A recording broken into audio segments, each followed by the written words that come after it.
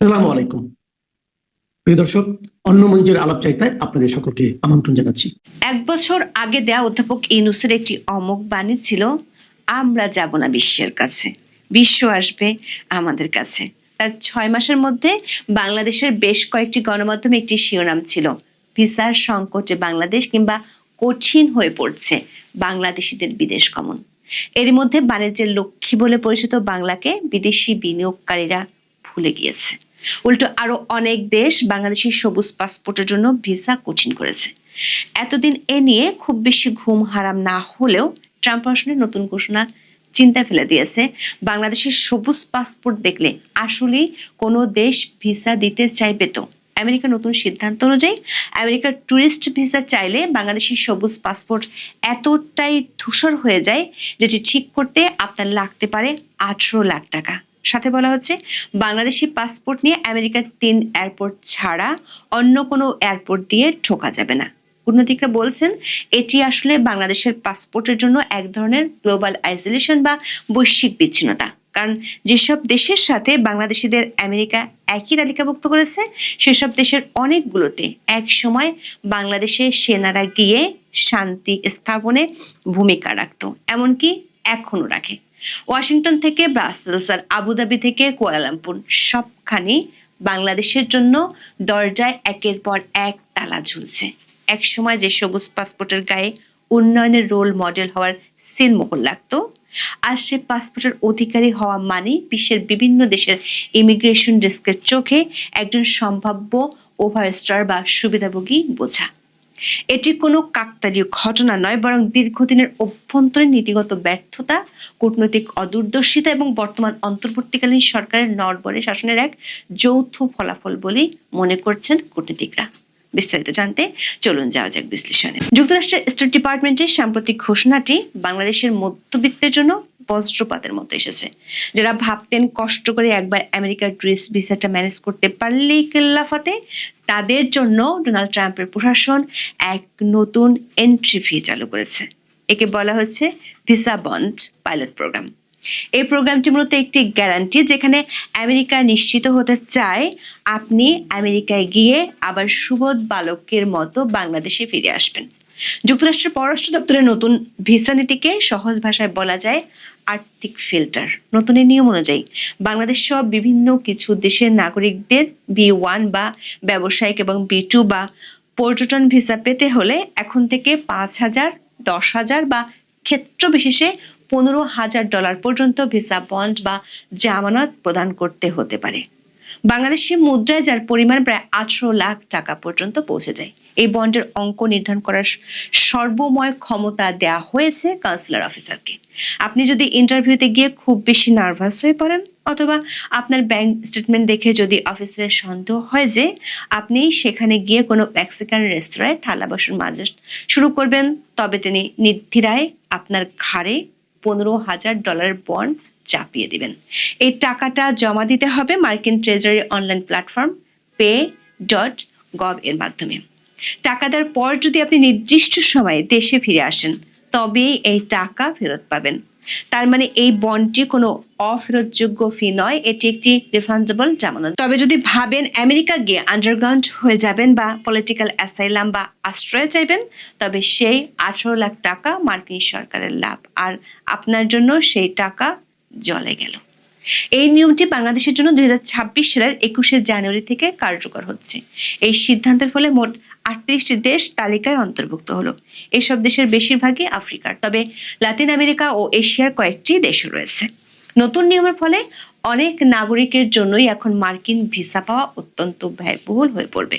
শুধু ভিসার জন্য করা বন্ডই নয়, বাংলাদেশিরা এখন থেকে সব এয়ারপোর্ট দিয়ে আমেরিকায় ঢুকতে পারবে না, ঢুকতে পারবে মাত্র 3টি এয়ারপোর্ট দিয়ে। এগুলো হলো Boston Logan, John F Kennedy আর ওয়াশিংটন ডুলাস আন্তর্জাতিক বিমানবন্দর। দর্শক, যুক্তরাষ্ট্র কেন বাংলাদেশের উপর এমন খড়গহস্ত হলো তার উত্তর লুকিয়ে আছে ডোনাল্ড ট্রাম্পের শেয়ার করা একটি তালিকায়।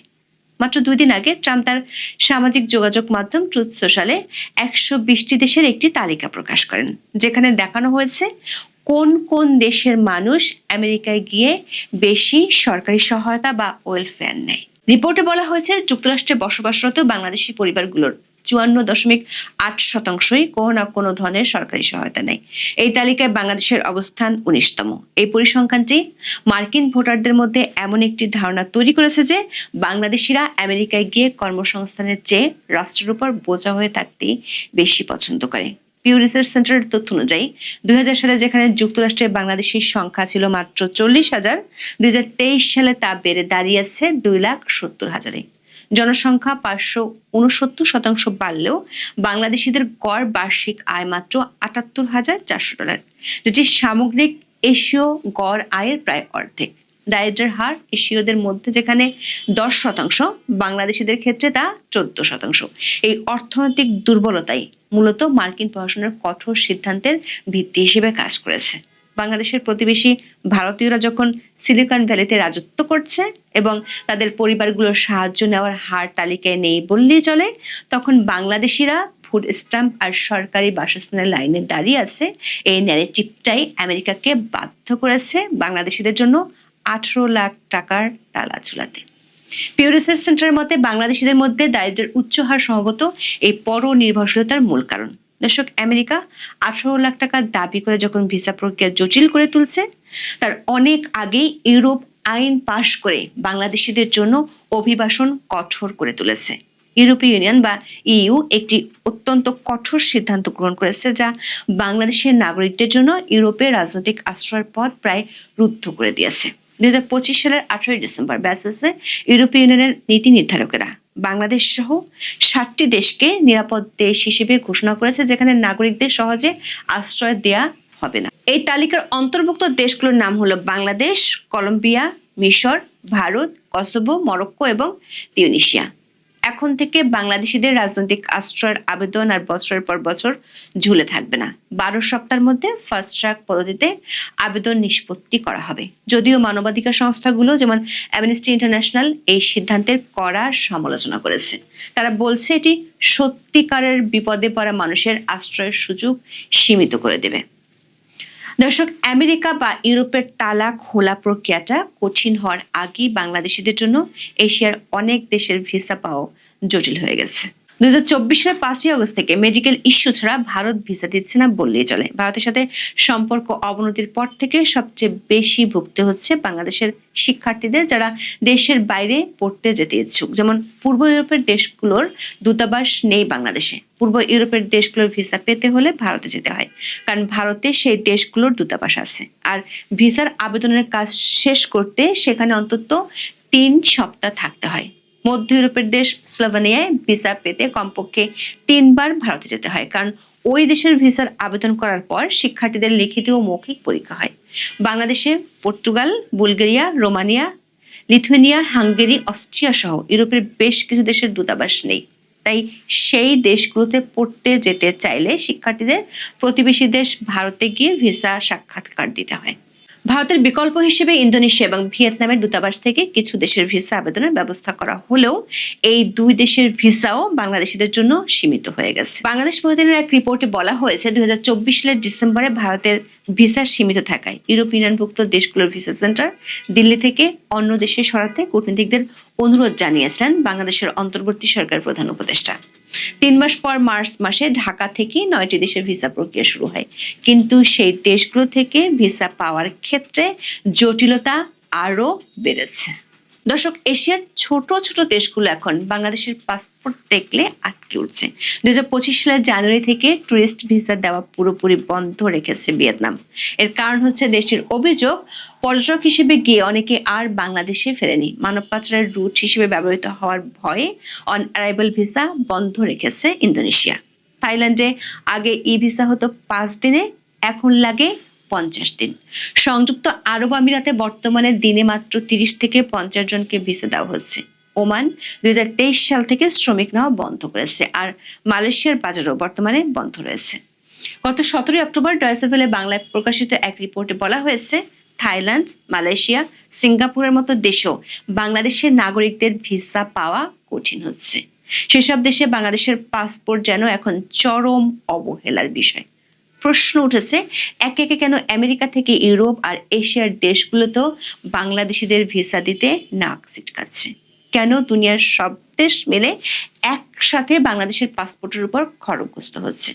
সংশ্লিষ্টরা যেসব কারণের কথা বলছেন তার মধ্যে প্রথম কারণটি হলো গত 16 মাস ধরে বাংলাদেশে চলা মবক্রেসি আর বেহাল আইন শৃঙ্খলার পরিস্থিতি। বাইরের দেশগুলো কেন আপনাকে ভিসা দেবে যদি তারা দেখে আপনার দেশে নিজের জীবনেরই নিরাপত্তা নেই? দেশ যখন রাজনৈতিকভাবে অস্থিতিশীল থাকে তখন কোনো দেশই সেই দেশের নাগরিকদের সাদরে গ্রহণ করতে চায় না। অনির্বাচিত সরকার আমলে দমন পীড়নের রাজনৈতিক সংস্কৃতির কারণে বাংলাদেশের মানবাধিকার পরিস্থিতি বহির্বিশ্বের অজানা নয়। এমন পরিস্থিতিতে অনেকে বিদেশে গিয়ে আর বাংলাদেশে ফেরত আসে না, যেমনটি করেছে ভিয়েতনাম। গত 1 বছরের বেশি সময় ধরে বাংলাদেশি পাসপোর্টে ভিসা দেওয়া অনেক দেশ বন্ধ করলেও অধ্যাপক ইউনূসের সরকারের কূটনৈতিক তৎপরতা ঘুমিয়ে ঘুমিয়ে স্বপ্ন দেখার মতো। বাংলাদেশের মানুষ যেসব দেশে বেশি যায় বা তাদেরকে যেসব দেশে বেশি যেতে হয় সেসব দেশের সাথে কূটনৈতিক তৎপরতা বাড়ানোর চেয়ে অধ্যাপক ইউনূসের দৃশ্যমান কূটনৈতিক কৌশল হলো যেসব দেশ থেকে বাংলাদেশের মানুষ দূরে থাকে তাদের সাথে সম্পর্ক বাড়ানো। যেমন বিমান বাংলাদেশ ঢাকা ম্যানচেস্টার ফ্লাইট বন্ধ করে ঢাকা করাচি ফ্লাইট চালুর উদ্যোগ নিয়েছে। দর্শক, 2024 সালের 7 নভেম্বর ঢাকা বিশ্ববিদ্যালয়ের পদার্থবিজ্ঞানের এক সেমিনারে অধ্যাপক ইউনূস গলা উঁচিয়ে বলেছিলেন, আমরা বিশ্বের কাছে যাব না, বিশ্বই বাংলাদেশের কাছে আসবে। সেটার কি পরিস্থিতি তা এরই মধ্যে সবারই জানা হয়ে গেছে। উল্টো অধ্যাপক ইউনূসের 16 মাসে বহির্বিশ্বে এমন ইমেজ দাঁড়িয়েছে যেখানে ভিসা পাওয়া এক সোনার হরিণ হয়ে গেছে। বাংলাদেশের পাসপোর্ট এখন সেই ক্রেডিট কার্ডের মতো হয়ে গেছে যেটার ব্যালেন্স ফুরিয়ে গেছে, আর ব্যাংকগুলো এখন নতুন করে লোন দেওয়ার আগে মোটা অঙ্কের জামানত আর শত গ্যারান্টি দাবি করছে।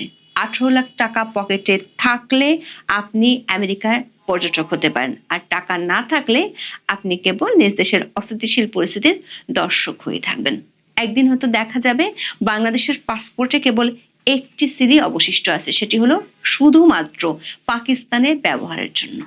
এখন এই পর্যন্ত আপনাদের সামনে কথা বলতে চাই, বিএনপি কি ভারত বিরোধী রাজনীতি থেকে পুরোপুরি দূরে সরে গেল? এই অবস্থাটাকে বজায় রাখতে পারবে? সম্প্রতি ভারতের পশ্চিমবঙ্গের একটি বাংলা নিউজ পোর্টাল দ্য ওয়ালকে বিএনপির second in command Mirza Fakhrul Islam Alamgir এক সাক্ষাৎকার দিয়েছেন, যে সাক্ষাৎকারে তিনি বলেছেন যে বিএনপি সরকার গড়লে বাংলাদেশের ভূখণ্ড কোনো অবস্থাতেই ভারতের বিরুদ্ধে ব্যবহার করতে দেওয়া হবে না। কোনো গোপন বা বিচ্ছিন্নতাবাদী সংগঠন যাতে বাংলাদেশ থেকে ভারত বিরোধী কার্যকলাপ না চালাতে পারে, তারেক রহমান সরকার গড়লে তা নিশ্চিত করা হবে। দলের মহাসচিব মির্জা ফখরুল ইসলাম আলমগীর দ্য ওয়ালকে দেওয়া একান্ত সাক্ষাৎকারে কথা বলেছেন। একই সাথে গুরুত্ব দিয়ে বলতে চাই আরেকটি কথাও মির্জা ফখরুল ইসলাম আলমগীর বলেছেন, যে জাতীয় সরকার প্রসঙ্গ। আপনারা জানেন যে জামায়াতে ইসলামের আমির খালেদা জিয়ার মৃত্যু পরবর্তী সময় থেকে বিশেষ করে এই বিষয়টা প্রকাশ্যে এসছে। খালেদা জিয়ার জানাজার দিন, বছরের শেষ দিন 31শে ডিসেম্বর যেদিন জানাজা হলো, ঠিক সেদিনই জামায়াত আমির রয়টার্সকে একটি সাক্ষাৎকার দিয়েছিলেন এবং সেই সাক্ষাৎকারে তিনি বলেছিলেন নির্বাচন পরবর্তী সময় একটি জাতীয় সরকার আমরা গঠন করতে পারি কিনা, এবং এর 2 দিন পরে বিএনপির ভারপ্রাপ্ত চেয়ারম্যান তারেক রহমানের সাথেও সাক্ষাৎ করেছিলেন জামাত আমির। সাক্ষাৎ করে বেরিয়ে তিনি সাংবাদিকদের বলেছিলেন যে আমরা এমন একটা কিছু করতে পারি কিনা। কিন্তু দলের second in command Mirza Fakhrul Islam Alamgir এই বিষয়টিও দ্য ওয়ালকে খোলাসা করেছেন যে জাতীয় সরকার করবেন না, তারা তাদের যারা শরিক আছে তাদেরকে দিয়ে সরকার গঠন করবেন, কিন্তু জাতীয় সরকারের যে প্রস্তাব সেটি এক প্রকার নাকচি করে দিয়েছে। তাহলে কি দাঁড়াচ্ছে? তাহলে এই দাঁড়াচ্ছে যে বিএনপি এক সময় বলতে আজ থেকে 1.5 মাস আগেও যে বিএনপি জামাতের সুরে কথা বলতো, ভারত বিরোধী সুরে কথা বলতো, গত 30-40 দিনের ঘটনা প্রবাহ যদি আপনি দেখেন, বিএনপির মধ্যে কোনো ধরনের ভারত বিরোধী কথাবার্তা কর্মকাণ্ড এখন আর খুঁজে পাওয়া যায় না বা যাচ্ছে না। হঠাৎ করে উধাও হয়ে গেল কেন? এই যে আমরা বিভিন্ন তথ্য উপাত্ত বিশ্লেষণ করে সংবাদ মাধ্যম এবং যারা বিষয়গুলো জানেন তাদের সাথে কথা বলে যেটি বলছি, বারবার বলছি, বরাবরই বলছি, যে একান্ত নিরুপায় হয়ে আওয়ামী লীগের এই যে ভঙ্গুর অবস্থা, আওয়ামী লীগের উপর নির্ভরতা, শুধুমাত্র আওয়ামী লীগের উপর নির্ভরতা, দীর্ঘ 16 বছর আওয়ামী লীগ ক্ষমতায় ছিল, ভারতও খানিকটা আওয়ামী লীগের উপর নির্ভরতা তৈরি করেছিল বা প্রেক্ষাপটের কারণে নির্ভরতা তৈরি হয়েছিল। সেই জায়গা থেকে আওয়ামী লীগের এখন ভঙ্গুর দশা। এই জায়গা থেকে ভারতের অভ্যন্তরে এবং আন্তর্জাতিকভাবে ভারতের যারা শুভাকাঙ্ক্ষী তাদের পরামর্শ যে শুধুমাত্র আওয়ামী লীগের সাথে গাঁট ছাড়া বাঁধলে হবে না, অন্যদের সাথেও সম্পর্ক নির্মাণ করতে হবে। সেই জায়গা থেকে ভারত এবং বিএনপি দুই পক্ষই কাছাকাছি এসছে, সম্পর্ক নির্মাণ করেছে। এবং আমরা এই কথাগুলো বারবার বলি যে আজ থেকে 40 দিন আগেও বিএনপি প্রধান ভারপ্রাপ্ত চেয়ারম্যান তারেক রহমান অল্প দিনের মধ্যেই তিনি ভারমুক্ত হয়ে যাবেন, কয়েকদিনের মধ্যে। সেই তারেক রহমানের দেশে আসা আজ থেকে 40 দিন আগে অনিশ্চয়তার দোলাচলে দুলছিল, অনিশ্চিত ছিল। 40 দিনের মধ্যে কি ঘটনা হয়ে গেল যে গত 29শে নভেম্বরও তিনি সোশ্যাল মিডিয়ায় স্ট্যাটাস দিয়ে বলেছিলেন যে আমার বাংলাদেশে ফেরাটা আমার একার হাতের নয়। পরে কি এমন হয়ে গেল? আন্তর্জাতিকভাবে এই যে একার হাতে নয়, এই হাতটা খুলে গেল, সুযোগটা চলে এলো। আমি বলবো যে এটা প্রকৃতি সুযোগ করে দিয়েছে। আওয়ামী লীগের অ্যাবসেন্সে এখানে জঙ্গিবাদের উত্থান হচ্ছে। বিশেষ করে নভেম্বর মাসের পুরোটা বলা যায় বাংলাদেশে যে অস্থিরতা তৈরি হলো, ভারত বিরোধী কার্যকলাপ তৈরি হচ্ছিল, এবং তারও আগে বিভিন্নভাবে যেখানে বিএনপি প্রতিনিয়ত বিশেষ করে মৌলবাদী শক্তির কাছে একটা মার খাচ্ছিল বলা যায়। আপনি যদি ছাত্র সংসদ নির্বাচনগুলো থেকেই খেয়াল করেন, তখন থেকে ভারতের কিন্তু টনক নড়ে গেছে। বিশেষ করে ভারতের এই মুহূর্তের যারা সরকারে আছেন কিংবা সরকারি দল না হলেও বিরোধী দল কংগ্রেস নেতারা কিন্তু তখন থেকেই সরব হয়েছিলেন। আমার মনে পড়ে ছাত্র সংসদ নির্বাচন পরবর্তী সময়ে ভারতের পররাষ্ট্র মন্ত্রণালয় সংক্রান্ত স্থায়ী কমিটির চেয়ারম্যান শশী থারুরও মন্তব্য করেছিলেন যে ছাত্র সংসদ নির্বাচনে জামাত শিবির দখল করেছে, সেটি কি হবে, কি একটা উদ্বেগ প্রকাশ করেছিলেন সেই সময়। তখন থেকেই ভারত সরকার, ভারতের রাজনৈতিক দল ভাবছে যে আসলে কি করা যায়। এই ভাবনাটা আমরা নভেম্বর শেষ নাগাদ, ডিসেম্বরের শুরু নাগাদ বলা যায় আমরা খোলাসা হতে দেখলাম যে না, ভারত তাদের স্ট্র্যাটেজি চেঞ্জ করছে। এবং বিএনপির পক্ষ থেকে প্রতি পদক্ষেপ যদি আপনি খেয়াল করেন যে বিএনপি এই মুহূর্তে ভারত বিরোধিতা করছে না। আরেকদিকে যে এই যে জামাতের যে চাওয়া পাওয়া, এই চাওয়া পাওয়া নিয়ে বিএনপি আগ্রহ দেখাচ্ছে না। এবং বিএনপি যখন আগ্রহ দেখাচ্ছে না, তখন বিএনপি কি আসলে ভারতমুখী রাজনীতি করবে? প্রসঙ্গত অতীতে বিএনপি সরকারের সময়ে বাংলাদেশের সঙ্গে ভারতের সম্পর্ক স্বাভাবিক ছিল না। 2001-06 সময়কালটার কথা যদি বলা হয়, তাহলে সেখানে দেখা যায় যে চট্টগ্রামে 10 ট্রাক অস্ত্র উদ্ধারের ঘটনাকে কেন্দ্র করে সেই সময়ের ভারত এবং বাংলাদেশের সম্পর্কের মধ্যে ফাটল ধরেছিল। ভারতের অভিযোগ, পাকিস্তানের গোয়েন্দা সংস্থা আইএসআইয়ের মদতে চীন থেকে ওই অস্ত্র আনা হয়েছিল ভারতের উত্তর পূর্বের রাজ্যগুলির বিচ্ছিন্নতাবাদীর শক্তির হাতে তুলে দিতে। খালেদা জিয়ার ওই সরকারের ক্ষমতায় থাকাকালে বাংলাদেশ ভারত বিরোধ জঙ্গিদের প্রশিক্ষণ কেন্দ্র সক্রিয় ছিল বলে নয়াদিল্লির তরফ থেকে বারবার অভিযোগ করা হয়। বিএনপি বিরোধী দলে থাকার সময়ও ভারতের সঙ্গে শীতল সম্পর্ক বজায় রেখেছিল। 2013 সালে ভারতের তৎকালীন রাষ্ট্রপতি প্রণব মুখোপাধ্যায়ের ঢাকা সফরের শেষ মুহূর্তে তার সঙ্গে সৌজন্য সাক্ষাৎ বাতিল করেছিলেন সেই সময়ের বিরোধী দলীয় নেত্রী বেগম খালেদা জিয়া। ওই ঘটনায় অত্যন্ত বিরক্ত হয়েছিল ভারত। অতীতে সত্যিকার অর্থে বিএনপিকে নিয়ে ভারতের তিক্ত অভিজ্ঞতা আছে, এতে কোনো সন্দেহ নাই। কিন্তু আগামীতে সামনের দিনে কি হবে? বিএনপি কি জামাতকে নেবে? বিএনপি যদি ভারত পেছনে ব্যাকআপ যদি ভারত থাকে, তাহলে বিএনপি জামাতকে কোনোভাবেই নেওয়ার কথা না।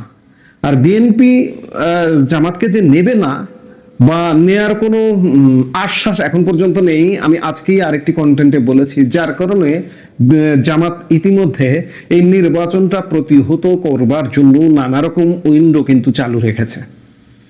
নির্বাচন কি হবে কিনা, জামাত বাধা হয়ে দাঁড়াবে কিনা, কিংবা জামাত বাধা হয়ে দাঁড়াতে পারবে কিনা, এমন নানা প্রশ্ন আছে।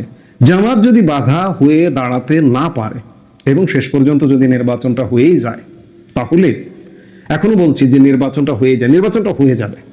জামাত, বিশেষ করে ভারত যদি এখানে শক্তি যোগায়, সেনাবাহিনী যদি স্ট্রং থাকে, সরকারকে যদি চাপ প্রয়োগ করা হয় যে নির্বাচনটা হতেই হবে, তাহলে নির্বাচন হয়ে যাবে। জামাত হালে পানি পাবে না। আজকে যদি বিএনপি ভারতমুখী রাজনীতি করেই থাকে, যদি ব্যাকআপ আসলেই থাকে, যদির কথা বলছি, এটি নিশ্চিত, কারণ বিভিন্নভাবে বিভিন্ন তথ্য উপাত্ত যে এই মুহূর্তে বিএনপির ব্যাকআপ আসলে ভারত, তাহলে জামাত নির্বাচনও ঠেকাতে পারবে না। এবং নির্বাচন পরবর্তী সময়ে যে সরকারটি গঠন হবে, সেই সরকারটিও মির্জা ফখরুল ইসলাম আলমগীর এই সাক্ষাৎকারে বলেছেন তাদের যারা শরিক আছে তাদের নিয়ে, তাদের যে শরিকগুলো তারা অত্যন্ত দুর্বল। তাদের যে আরো অন্যান্য 8টা দল মতো আছে, 9টা দল, বিএনপির জোটে 9টা, জামাত জোটে 10টা দল, আরো যে 8টা দল আছে, তারা আসলে বিএনপি থেকে নির্বাচন করবার সুযোগ পেলেও ম্যাক্সিমামই, প্রায় কেউই নির্বাচিত হতে পারবে না বলেই মনে হয়। ববি হাজ্জাজ, জোনায়েদ সাকি, এই যে গণ অধিকার পরিষদের নূর, কিংবা নূরের যে সেক্রেটারি ছিল রাশেদ বিএনপিতে যোগদান করেছে, এদের নির্বাচিত হবার চান্সটা একদম খুবই কম। সেই জায়গা থেকে বিএনপির সরকারটা আসলে একক সরকারই হবে, কিন্তু সেই সরকারটাকে দেশ চালাতে পারবে? খেয়াল করুন, সেনাবাহিনী এই মুহূর্তে কিন্তু মাঠে আছে। দেশের আইন শৃঙ্খলা পরিস্থিতি, সার্বিক পরিস্থিতি কিন্তু আসলে ভয়ঙ্কর। সেনাবাহিনী মাঠ থেকে উঠে যাবে আগামী 28 ফেব্রুয়ারি পর্যন্ত মাঠে আছে। 1 মার্চ আপনি সেনাবাহিনীকে আর দেখবেন না।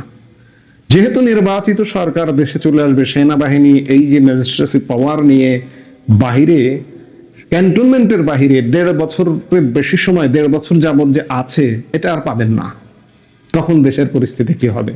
বিএনপির একক সরকারকে জামাতকে ট্যাকেল করতে পারবে?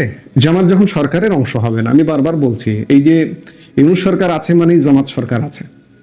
এই সরকার ধরে নিলাম জামাত 20টি আসন পেল সংসদে, বিরোধী দল হয়েও এই যে আজকের যে দখলদারিত্ব, আজকে যে এনজয় করছে, এটি কিন্তু করতে পারবে না। এবং ওই সময় ফেব্রুয়ারি মাসের পর থেকে মাঠে সেনাবাহিনী নেই, শুধুমাত্র পুলিশ চালাতে পারবে দেশ? আপনি কি মনে করেন? ভারতের সহযোগিতা নিচ্ছে, ঠিক আছে, ভারত ব্যাকআপ দিচ্ছে, সহযোগিতা করছে, তাও কি চালাতে পারবে? পারবে না। হচ্ছে অতীতের তিক্ত অভিজ্ঞতাও আছে ভারতের কিন্তু বিএনপিকে নিয়ে। আজকে যদি বিএনপি সেই 2001-06 আমলের রাজনীতি করে, তাহলে বিএনপি বহুমুখী সংকটে পড়ে যাবে। আর যদি ভালো রাজনীতি করে, ইতিবাচক রাজনীতি করে, 2001-06 হাওয়া ভবনের রাজনীতি যদি না করে, তাহলে বিএনপি টিকে গেলেও যেতে পারে। কিন্তু আসলে কতটুকু টিকবে, কতটুকু সারা দেশকে কন্ট্রোল করতে পারবে, এই প্রশ্নগুলো আছে। সবকিছু মিলে আমরা এই মুহূর্তে যেটি বলতে চাইছি যে বিএনপি ভারত বিরোধী রাজনীতি ত্যাগ করেছে, জামাতের সাথে জোট হওয়ার কোনো সম্ভাবনা নাই। এখন এই মুহূর্তে আসলে কিছুই বলা যায় না যে সামনের দিনগুলোতে কি হবে। নির্বাচনটা হয়ে গেলে তারপরে বোঝা যাবে আসলে সামনে কি হতে যাচ্ছে। একপাক্ষিক নির্বাচন হচ্ছে এবং নির্বাচনের পরবর্তী সময়ে কি হবে বাংলাদেশের, খুব বেশি আশাবাদী হওয়ার মতো কিছুই নেই। কারণ এই যে ত্রয়োদশ সংসদটা মনে হয় না খুব বেশি দীর্ঘস্থায়ী হবে। এই সংসদ, এই সরকারের একটা পতন হবে খুব স্বল্পতম সময়ের মধ্যে, এবং পতন হয়ে সব দলের অংশগ্রহণে একটা নির্বাচন হবে। সার্বিকভাবে সেটি কিন্তু দেখা যায়। যতই ভারতমুখী রাজনীতি করুক বিএনপি, নানাভাবে বাধাপ্রাপ্ত হবে। কারণ বর্তমান দেশের অবস্থা এমন অবস্থায় যে সাজানো গোছানো দেশটা ছিল 2 বছর আগেও, 1.5 বছর আগেও, সেটি কিন্তু এখন নেই। ক্ষত, প্রতিটা পদক্ষেপে ক্ষত। এই ক্ষত সারিয়ে দেশ পরিচালনা করা কঠিন চ্যালেঞ্জের বিষয়। ভারত বাংলাদেশ সম্পর্কের ক্ষত, কূটনীতিতে ক্ষত, দেশের অর্থনীতিতে ক্ষত, ব্যবসা বাণিজ্যে ক্ষত, চারিদিকে শুধু ক্ষত আর ক্ষত। এই ক্ষত কাটিয়ে উঠে দেশ চালানো, আমি বলবো যে বাংলাদেশের ইতিহাসে সবচেয়ে বড় চ্যালেঞ্জিং সরকার প্রধান বা চ্যালেঞ্জ হবে এখনকার যে সরকার প্রধান আসবেন তার জন্য, যার কারণে তিনি খুব বেশি দিনের জন্য এই সরকারটা পরিচালনা করতে পারবেন না। এখন দেখার বিষয় যে সামনে কি হচ্ছে আমরা নিশ্চয়ই দেখব। এই মুহূর্তে এ পর্যন্ত।